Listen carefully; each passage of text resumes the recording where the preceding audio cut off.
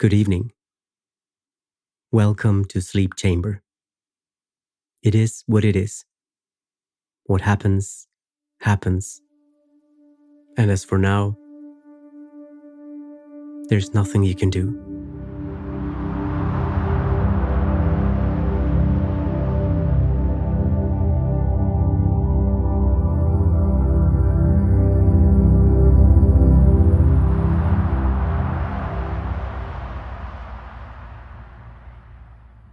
Colors are one of the most important aspects of our lives. They can affect our moods, our emotions, and even our physical well-being. Where do colors come from? Most people believe that colors are created by light. When light hits an object, it reflects off the object and into our eyes. The light waves that are reflected determine the color that we see. For example, blue light has shorter waves than red light. That's why blue objects look blue to us. But light is not the only source of colors. Some colors are created by chemicals. For example, when you see a fire, the flames are actually red because of the chemicals in the fire. Colors can also be created by electricity. For example, when you see a TV or computer screen, the colors are created by electricity. So, as you can see, there are many ways that colors can be created. And each method creates a different type of color. Why are colors important to us? Colors are important because they help us to see the world around us. They can also help us to communicate our feelings. For example, the color red can represent danger or anger. The color blue can represent calm or sadness. Colors can also have a positive effect on our moods. For example, the color yellow is often associated with happiness. The color green is often associated with nature and peace. So, as you can see, colors are important for many reasons. They can help us to see the world around us, communicate our feelings, and even improve our moods. The color blue has always been one of my favorites. There is something about the way it makes me feel that is indescribable. It is the color of the sky and the ocean, and it has always been associated with peace and serenity. When I was a child, my bedroom was painted blue. I would lay in bed and stare at the ceiling, dreaming of the places I would go and the things I would see. The blue sky was always my favorite, and I would often imagine flying among the clouds. As I grew older, the color blue took on new meaning. It became the color of my dreams and aspirations. It was the color of hope and possibilities. Whenever I felt lost or alone, I would look to the blue sky and find comfort in its infinite expanse. Today, the color blue is a reminder of who I want to be. It is the color of my dreams and my future. It is the color of hope and possibility. Whenever I see it, I am reminded of the endless possibilities that lie ahead. When it comes to the color yellow, there are so many different things that come to mind. For some people, yellow is the color of sunshine and happiness. For others, it is the color of caution and warning.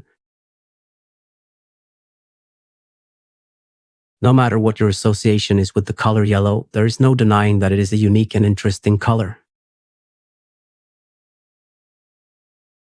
For starters, yellow is one of the three primary colors. This means that it cannot be created by mixing other colors together. It also has a very specific wavelength on the light spectrum. All of these factors contribute to yellow being a very distinct and recognizable color. In addition to its scientific properties, yellow also has a lot of history and meaning behind it.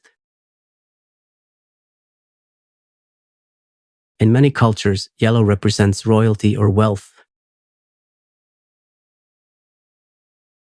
In others, it is seen as the color of happiness and good luck. No matter what your culture or background is, there is likely some sort of meaning or association attached to the color yellow. All in all, yellow is a complex and interesting color with a lot to offer. Whether you see it as positive or negative, there is no denying that it stands out from the rest. Yellow like the sun. The sun is the star at the center of the solar system. It is the Earth's primary source of light and heat. The sun is a medium-sized star and is about halfway through its life.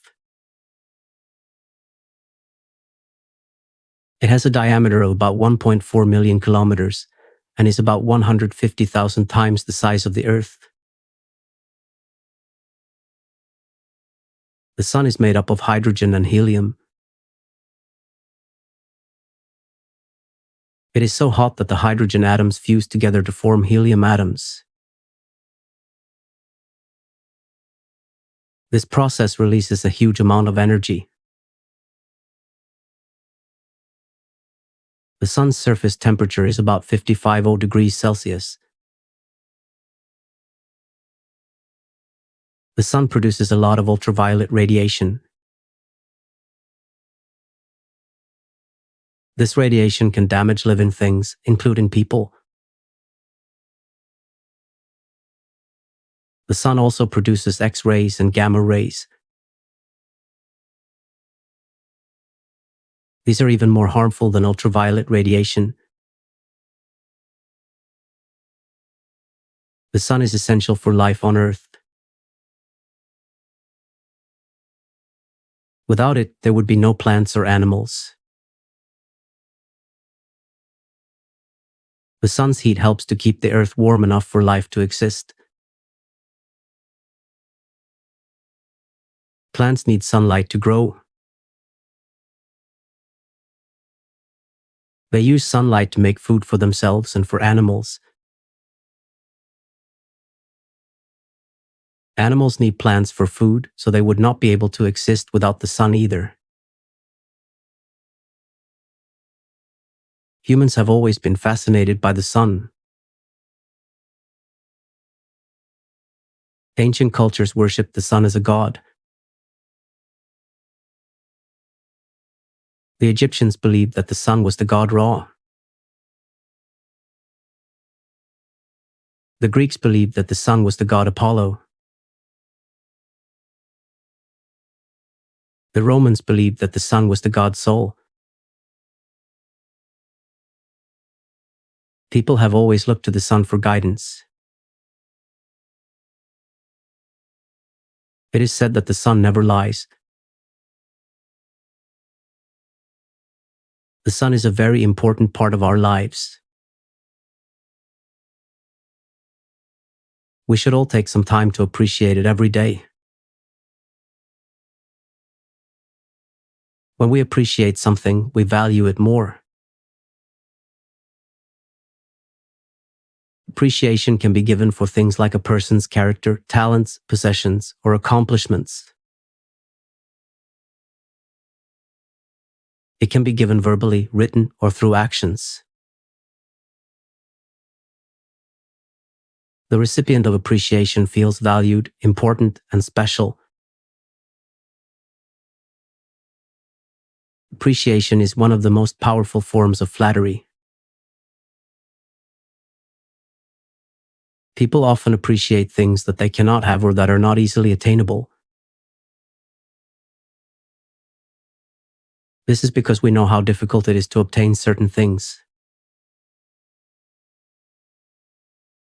For example, we may appreciate a friend's new car because we cannot afford one ourselves. We may also appreciate a colleague's promotion because we did not get the job. When we appreciate someone, we are acknowledging their worth.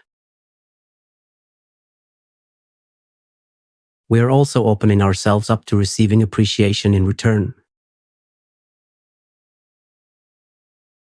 When we feel appreciated, we feel good about ourselves and our relationship with the other person. Appreciation is a two-way street that can lead to mutual respect and satisfaction. We can show our appreciation for others in many ways. We can compliment them, buy them a gift, or simply tell them how much we appreciate them. We can also show our appreciation through our actions. For example, we can go out of our way to help someone or do something nice for them. When we take the time to appreciate others, we make them feel good and we make ourselves feel good too. It's a win-win situation. In a win-win situation, both parties come out ahead. This can be achieved through compromise, negotiation, and working together towards a common goal. When each party feels like they have gotten something out of the deal, it is more likely that the agreement will be upheld and both sides will be happy with the result. A win-win situation can be created in many different ways. One way is through brainstorming and coming up with creative solutions to problems. If both sides are willing to put in the effort to come up with a solution that benefits everyone, it is more likely that a win-win situation can be reached. Another way to create a win-win situation is to be open and honest with each other about what each party wants and needs. If both sides are able to communicate effectively, it will be easier to find a solution that works for everyone. It is important to remember that in a win-win situation, both parties need to feel like they have gained something. This means that there needs to be give and take from both sides. One side cannot take all of the benefits for themselves. If one side tries to take advantage of the other, it is likely that the agreement will fall apart and no one will be happy with the outcome. A win-win situation is the best possible outcome of any situation because it means that everyone gets what they want. When both sides are happy with the agreement, it is more likely that it will be upheld and everyone will be satisfied. A lose-lose situation is one where there is no clear winner or loser and both parties end up feeling like they have lost something. This can happen in a number of different ways. For example, two friends may have a falling out and stop talking to each other. Both of them may feel like they have lost a friend, even though neither of them did anything wrong. Another example of a lose-lose situation is when two people are dating and they break up. Both of them may feel like they have lost something, even though they are the ones who decided to end the relationship. A lose-lose situation can also happen when two countries are at war. Both countries may suffer losses, even though neither of them wanted to go to war in the first place. Whatever the case may be, a lose-lose situation is one where there is no clear winner or loser and both parties end up feeling like they have lost something. A win-lose situation is when one person or party gains at the expense of another. This can happen in many different arenas, from business deals to personal relationships. It's the classic idea of one person's gain being another person's loss. In a business context, a win-lose situation might occur when one company buys another company out. The company that buys the other one usually does so because it's a cheaper way to get a hold of the other company's products or services, or because it wants to eliminate a competitor. The company being bought usually doesn't fare so well, since it's now under the control of the other company and may be dismantled or have its employees let go. In a personal relationship, a win-lose situation might happen when one person is always taking advantage of the other. For example, one person might always be borrowing money from the other without ever paying it back, or one person might be constantly taking advantage of the other's good nature by asking for favors all the time. These situations can be toxic and difficult to get out of. A win-lose situation can also be simply a matter of perspective. What one person sees as a win might be seen as a loss by someone else. For example, if you're trying to sell your house and you get an offer that's much lower than you were hoping for, you might see that as a loss. But the person buying your house might see it as a win, since they're getting a good deal on the property. It's all a matter of perspective. In any case, a win-lose situation is usually not a good thing. It's usually better to find a win-win situation where both parties involved can benefit in some way. But sometimes a win-lose situation is unavoidable. And in those cases, it's important to try to make the best of it. A happy situation is one in which individuals feel content and satisfied. There are many things that can contribute to a person's happiness, and it differs from individual to individual.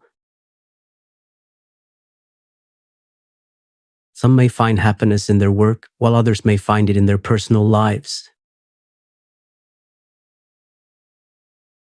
Regardless of what it is that makes someone happy, it is important to remember that happiness is a state of mind. It is not determined by what is happening around us, but rather how we choose to perceive what is happening. In a happy situation, individuals often feel a sense of peace. They may feel content with their current situation, and they may be surrounded by positive people. Happy situations often involve a sense of community, as individuals feel connected to those around them. This sense of connection can be particularly strong in situations where individuals are working towards a common goal. In a happy situation, individuals often feel a sense of accomplishment. They may feel proud of what they have accomplished, and they may feel a sense of satisfaction in their work. They may also feel a sense of joy in their personal lives. This sense of joy may come from spending time with loved ones, experiencing new and exciting things, or from simply enjoying the moment. Happy situations are those in which individuals feel a sense of contentment. They may be surrounded by positive people and feel a sense of connection to those around them. They may also feel a sense of accomplishment and joy in their personal lives. Happiness is a state of mind, and it is important to remember that it is not determined by what is happening around us, but rather how we choose to perceive what is happening. It's not always easy to maintain a happy state of mind. Life has a way of throwing curveballs our way, and it's easy to get caught up in the negativity. But I think it's important to try to find the silver lining in every situation and to be grateful for the good in our lives.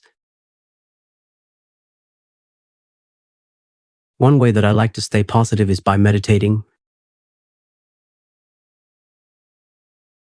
I find that taking even just 5 or 10 minutes to sit quietly and focus on my breath helps to clear my mind and center myself. I also like to journal and to write down 3 things that I'm grateful for each day. This helps me to remember all the good things that are happening in my life, even on days when things might be tough. I think it's also important to surround yourself with positive people. Spend time with people who make you laugh and who make you feel good about yourself.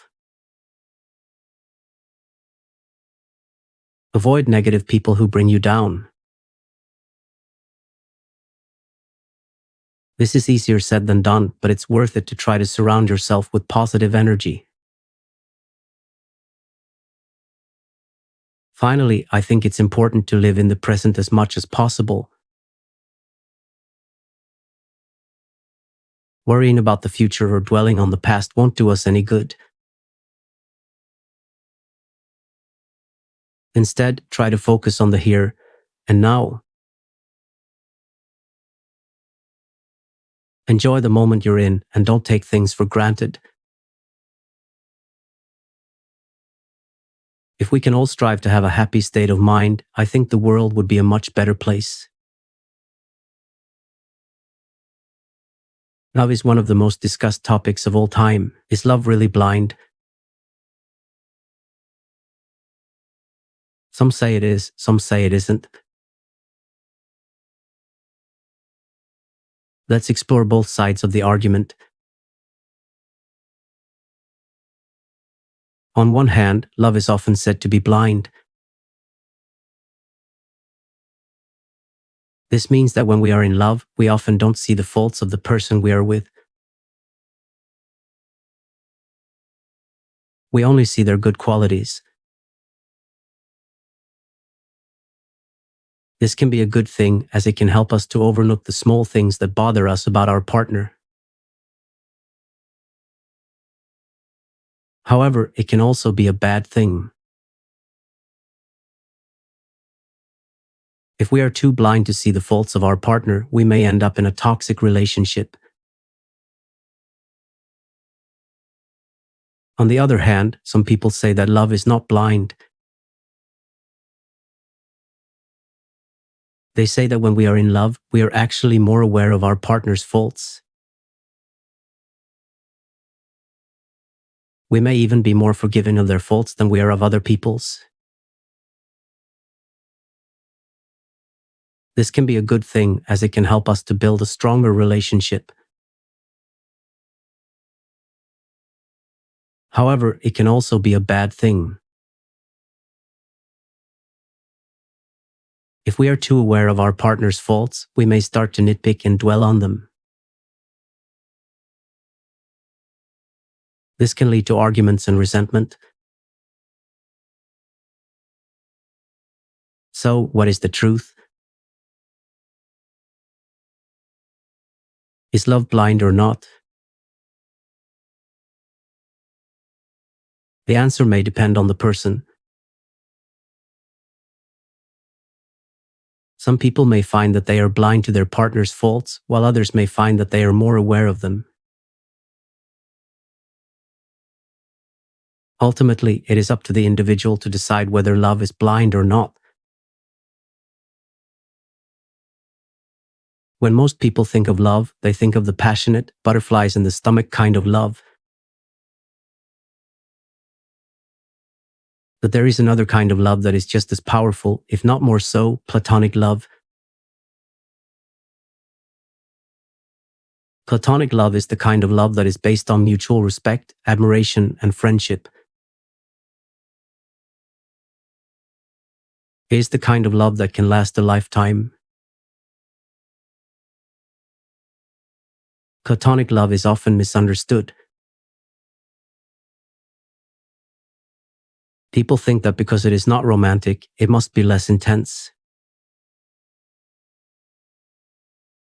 But that is not the case. Platonic love can be just as passionate as any other kind of love.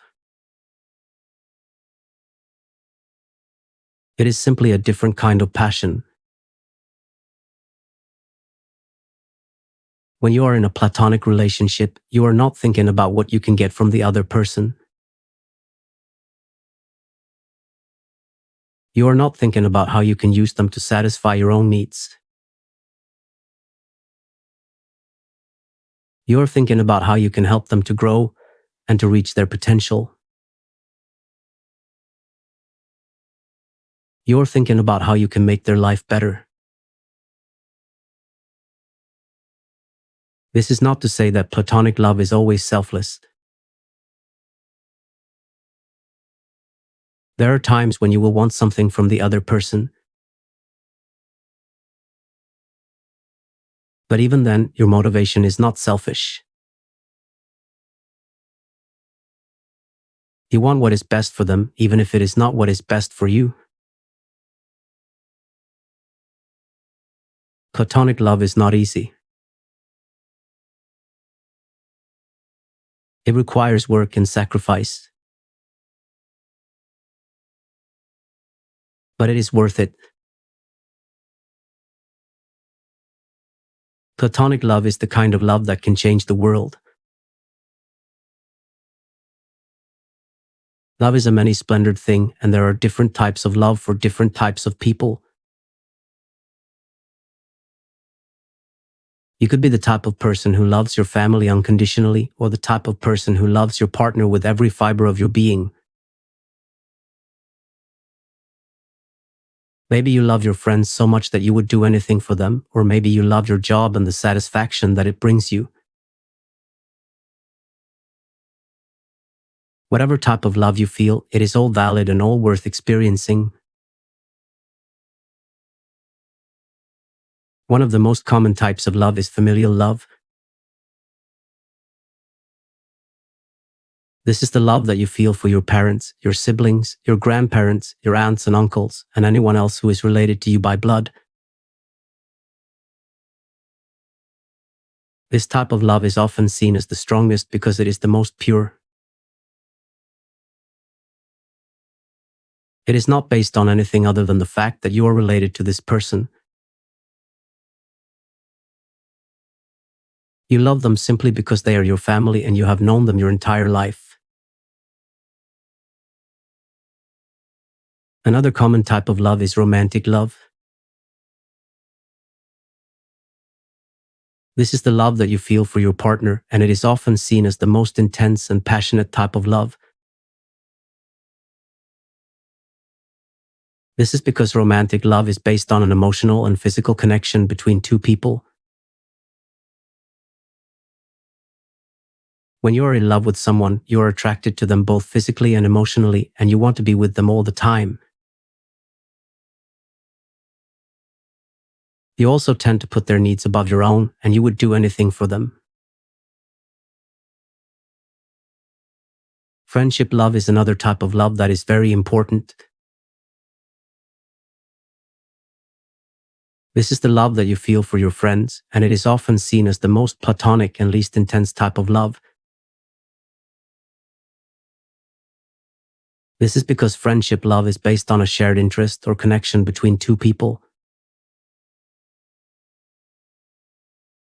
When you are friends with someone, you enjoy spending time with them and doing things together. You also support each other and are there for each other during tough times. There are also different types of love that you can feel for things, such as your job or your hobbies. When you love your job, you enjoy going to work and you feel satisfaction from doing your job well. You also feel like you are doing something that is important and that has purpose. When you love your hobbies, you enjoy spending time doing them and you feel a sense of accomplishment from completing them. You also feel like you are doing something that is just for you and that you enjoy. No matter what type of love you feel, it is all valid and all worth experiencing. Love is what makes us human, and it is what makes life worth living. There is no greater love than that between a dog and his owner. From the moment they meet, there is an instant connection that cannot be denied. The dog looks into the eyes of his owner and knows that he has found his forever home. The owner looks at the dog and sees all the potential in the world. They see a best friend, a confidante, and a loyal companion. They know that this dog will be by their side through thick and thin. The dog is always happy to see his owner, no matter what kind of day they've had. He is always ready to give kisses and cuddle. He wants nothing more than to make his owner happy. The owner always tries to do what's best for the dog. They make sure he is well fed and has a comfortable place to sleep. They take him for walks and play with him because they know how much he loves it. The dog is always there for the owner, even when no one else is. He is always ready to listen and offer a shoulder to cry on. He knows when his owner is sad and does everything he can to make them feel better. The love between a dog and his owner is truly special. It is a bond that can never be broken. They are best friends for life. All right, story time. It was the early morning of a beautiful day, and the perfect day for sailing. The sun was just peeking over the horizon and the breeze was blowing gently. The man had been preparing for this day for months, and everything was finally ready. He had provisioned his boat with enough food and water to last for weeks, and he had made sure that all of his navigation equipment was in good working order. He stepped onto his boat, untied the lines, and pushed off from the dock. He breathed a sigh of relief as he finally set sail on his long-awaited journey. The wind was blowing steadily, and he made good progress as he sailed out of the harbor and into the open ocean. For the first few days, everything went smoothly. He kept a close watch on his equipment and the weather, and he made sure to stay on course. He was making good time and was beginning to feel confident about the journey ahead. But then, on the fourth day, things took a turn for the worse. A storm began to brew on the horizon, and before long, it was upon him. The wind was howling and the waves were crashing against the boat. The man did everything he could to keep the boat steady, but it was taking a beating. He was forced to take shelter below deck, and he huddled there, worried for his safety. The storm raged on for hours, but eventually it began to die down. The man cautiously emerged from below deck to assess the damage. Thankfully, the boat had held up well, but he was now off course and would need to make some adjustments. Despite the setback, the man continued on with his journey. He was determined to reach his destination, and he knew that he could do it. With each passing day, he grew stronger and more confident, and eventually he reached his goal. He had sailed across the Atlantic. The Atlantic is one of the most beautiful places on Earth. Its vastness and power are breathtaking, and its ability to soothe and calm is equally impressive. I have always been drawn to the ocean. As a child, I would spend hours upon hours gazing at the waves, dreaming of one day being able to swim in them. I never forgot that feeling, and even now as an adult, I find myself being pulled back to the Atlantic time and time again. There is something about the ocean that just makes me feel at peace. Whether I am watching the waves crash against the shore or feeling the sand between my toes, I always feel a sense of calm and relaxation. The Atlantic has a way of making all of my worries and stresses disappear.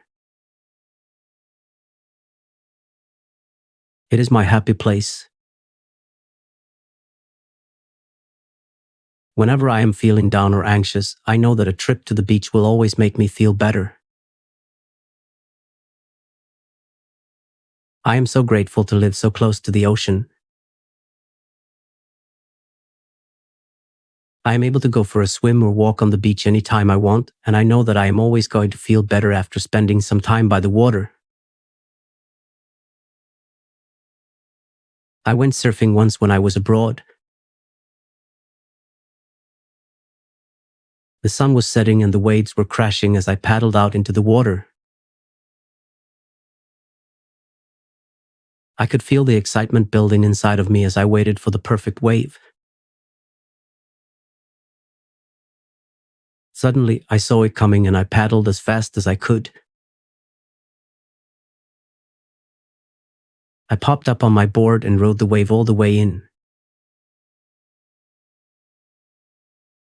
As I came to a stop, I couldn't help but smile. There's something about surfing that just makes me feel alive. I paddled back out and waited for another wave. This time, I decided to go for a bigger one. I could feel the adrenaline pumping as I paddled harder and harder. I finally caught the wave and rode it all the way in. As I got up, I could feel the rush of adrenaline coursing through my body. I can't get enough of this feeling. I paddled back out and caught a few more waves, each one giving me an incredible rush. I love getting adrenaline rushes. The first time I ever felt an adrenaline rush was when I was skydiving. I was so nervous beforehand, but as soon as I jumped out of the plane, all of my fears melted away. I felt like I was flying as I soared through the air, and it was one of the most exhilarating experiences of my life. Ever since then, I've been addicted to adrenaline. I love the feeling of my heart racing and the rush of energy that comes with it. I've bungee jumped, gone whitewater rafting, and even skydived again. Every time I push my boundaries and do something new, I feel alive in a way that I never have before. I know that some people might think I'm crazy for putting myself in dangerous situations, but for me, it's worth it. I'm living my life to the fullest and experiencing everything that I can. And I wouldn't trade those experiences for anything in the world. The best part about traveling is being able to explore new places and meet new people. There's something about being in a new place that just makes you feel alive. Even if it's just for a weekend, traveling can be a truly amazing experience. Whether you're taking a road trip to a nearby town or flying to a far-off country, there's always something new to see and do. And, of course, there's always the food. Trying new dishes is one of the best parts about traveling, in my opinion. No matter how you travel, there's always an opportunity to learn something new. Whether you're learning about the history of a place or the customs of a new culture, there's always something to discover. And, of course, there's always the opportunity to simply relax and enjoy yourself. So, whether you're planning your next big adventure or just dreaming about future travels, remember that there's always something new to see and do. And, of course, always enjoy the food. After a long and tiring journey, it is always nice to finally reach your destination. And what better way to relax and unwind than by taking in the sights and sounds of your new surroundings?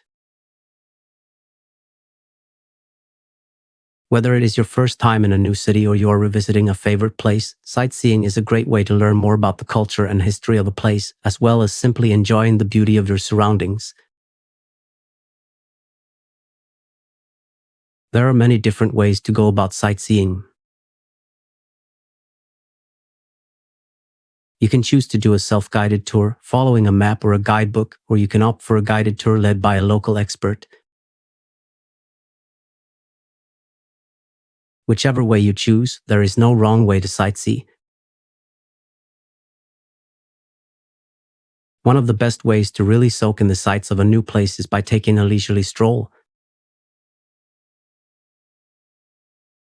This way, you can take your time to admire the architecture, the people, and the overall atmosphere of the place. Make sure to stop often to take photos and to simply take in the view. If you want to cover more ground in a shorter amount of time, then you can opt for a bike tour or a Segway tour. These are great ways to see a lot of the city in a relatively short amount of time. And if you get tired, you can always hop off your bike or Segway and explore a particular area in more detail. No matter how you choose to sightsee, the important thing is to simply enjoy yourself. Take your time, explore, and make sure to savor the experience. After all, you never know when you might have the chance to visit that particular place again.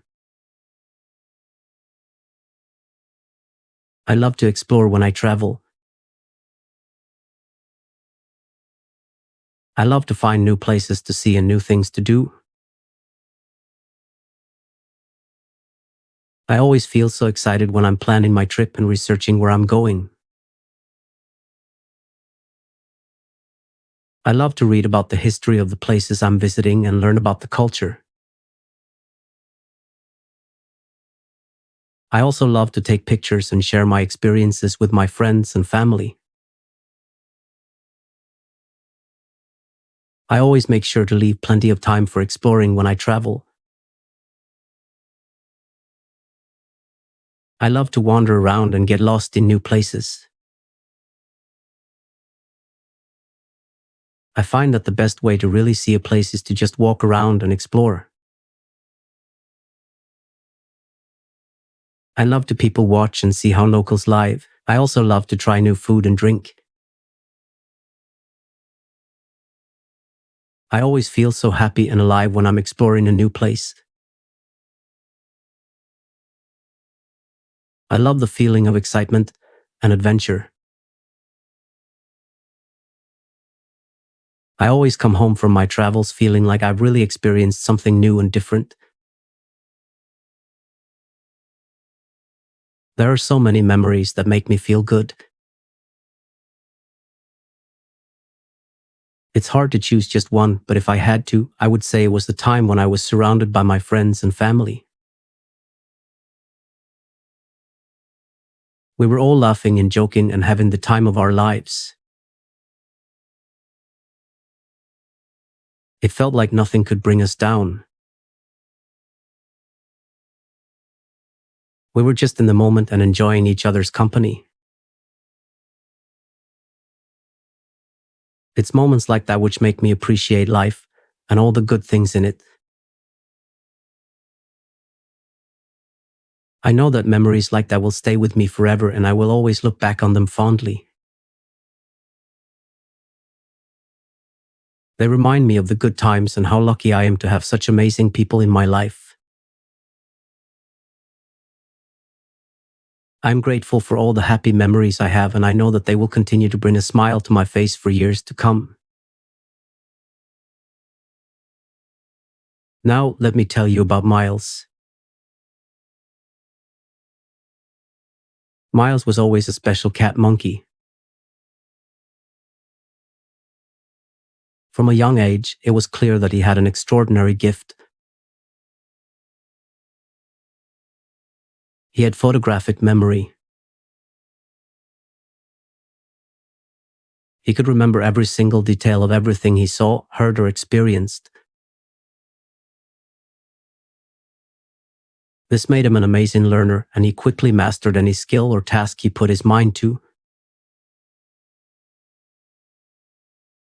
As he grew older, Miles used his incredible memory to his advantage. He became a world-renowned professor, sharing his knowledge with others and helping them to reach their full potential.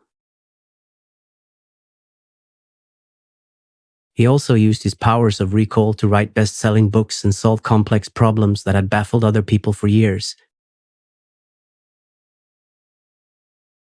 People were fascinated by Miles and his abilities, but he was always humble about his talents.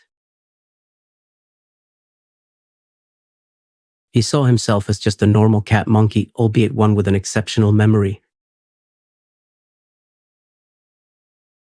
One day, Miles was approached by a group of scientists who wanted to study him and his abilities in greater detail.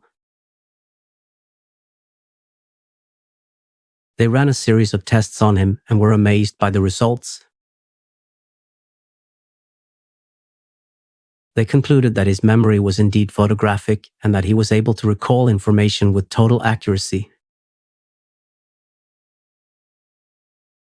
The scientists were amazed by Miles and his abilities, and they continued to study him for many years.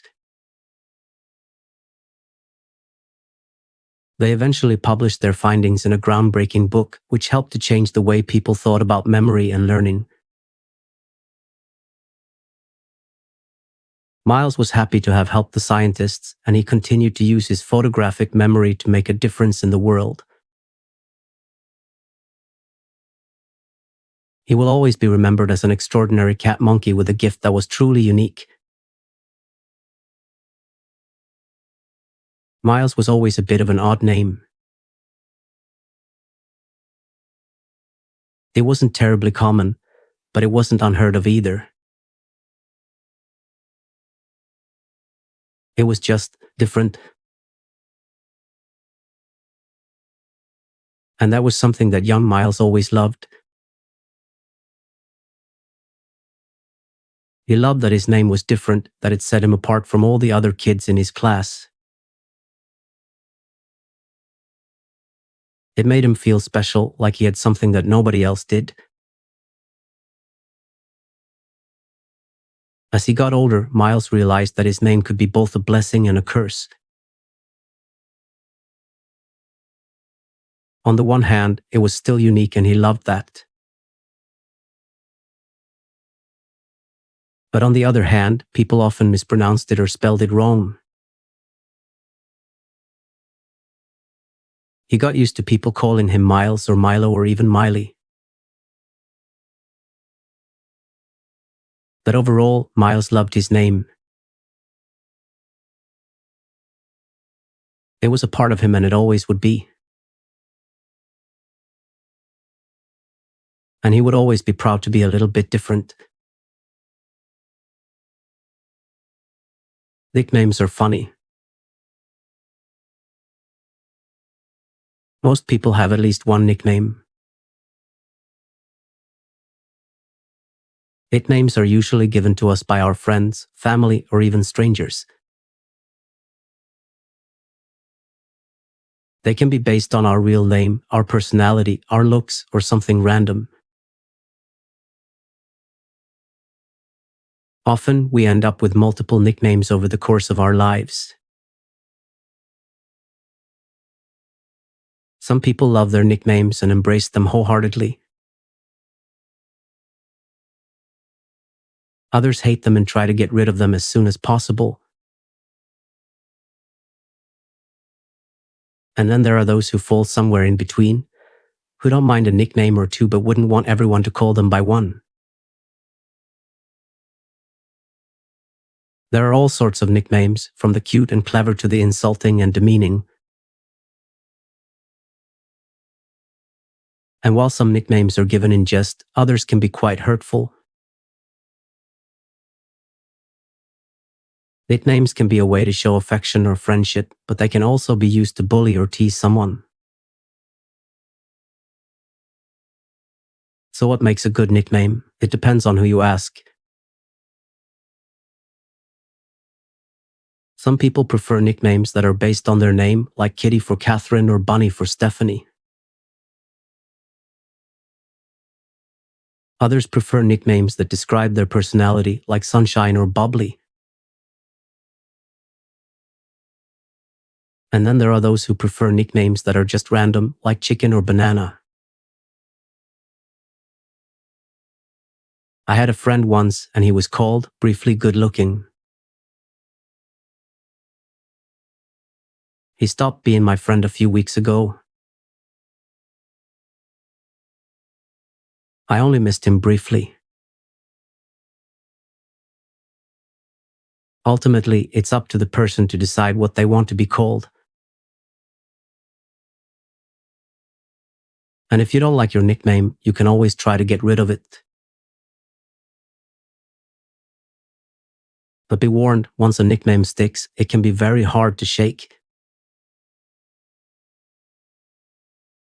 There are many reasons why people may want to change their name. Maybe they didn't like their given name, or maybe they want to start fresh after a major life event. No matter the reason, changing one's name is a big decision that should not be taken lightly. In this essay, we'll explore the process of changing names, from legally changing your name to simply changing the name you go by. If you want to change your name legally, you'll need to file a petition with the court in your jurisdiction. The requirements for this vary by state, but generally you'll need to be at least 18 years old and a resident of the state in which you're filing. You'll also need to provide a reason for changing your name, and you may be required to publish a notice of your name change in a local newspaper. Once you've filed your petition and it's been approved by the court, you'll be issued a new birth certificate with your new name. If you're not looking to change your name legally, but just want to go by a different name, you don't need to do anything official. You can start using your new name right away and simply introduce yourself as your new name to family and friends. You may want to start using your new name professionally as well, such as on your resume or business cards. If you have any legal documents with your old name on them, you can usually get them updated with your new name by contacting the relevant agency or company and requesting a name change. Changing your name, whether legally or not, is a big decision. But it can be a rewarding one, and it's a great way to start fresh or to finally be the person you've always wanted to be. When it comes to choosing a name for a new dog, there are a lot of factors to consider. For example, you'll want to choose a name that is easy for your dog to learn and respond to. For instance, the name Biyubanababababini is too complicated for a dog to learn. At the same time, you'll want to pick a name that you feel comfortable calling out in public. For instance, the name Shicho would make you feel uncomfortable to yell in public. And, of course, you'll want to choose a name that you simply like. There are a few different approaches that you can take when it comes to choosing a name for your new dog. One option is to choose a name based on your dog's appearance. For example, if your dog is small and white, you might choose a name like Snowball or Cotton. If your dog is big and black, you might choose a name like Midnight or Bear. Another option is to choose a name based on your dog's personality. For example, if your dog is playful and energetic, you might choose a name like Bam Bam or Ziggy. If your dog is calm and laid back, you might choose a name like Shadow or Buddy. Ultimately, the best way to choose a name for your new dog is to go with something that you feel good about. Pick a name that you think suits your dog well and that you'll be happy calling out for years to come. When it comes to picking the right dog, there are a number of important factors to consider. First and foremost, you need to think about what kind of lifestyle you live and whether or not a dog will fit into it. For example, do you live in a small apartment or house? Do you have a backyard? How much time are you willing to spend exercising your dog each day? Do you have other pets? Assuming you've decided that you do indeed want a furry friend, the next step is to choose what kind of dog is right for you. This can be a difficult decision as there are so many different breeds out there, each with their own unique set of characteristics. However, there are a few key things to keep in mind that will help you narrow down your choices. First, think about what size of dog you're looking for. Do you want a small lapdog that you can easily carry around with you, or are you looking for a larger companion to take on hikes and runs? There are pros and cons to both sides, so it's important to decide what's right for you. Next, consider the activity level of the dog you want. Some breeds are known for being high energy, while others are more laid back. If you're someone who likes to be constantly on the go, a high energy breed may be a good fit. However, if you're looking for a more low-key pet, a calmer breed may be a better choice. Finally, consider what kind of temperament you're looking for in a dog. Some breeds are known for being friendly and outgoing, while others are more reserved. Again, there's no right or wrong answer here, it's simply a matter of preference. Once you've considered all of these factors, you should have a better idea of what kind of dog is right for you. From there, it's simply a matter of doing some research on your favorite breeds and finding a reputable breeder or rescue organization to adopt from. With a little patience and effort, you're sure to find the perfect furry friend to join your family. Now this is the end of the episode. Good night.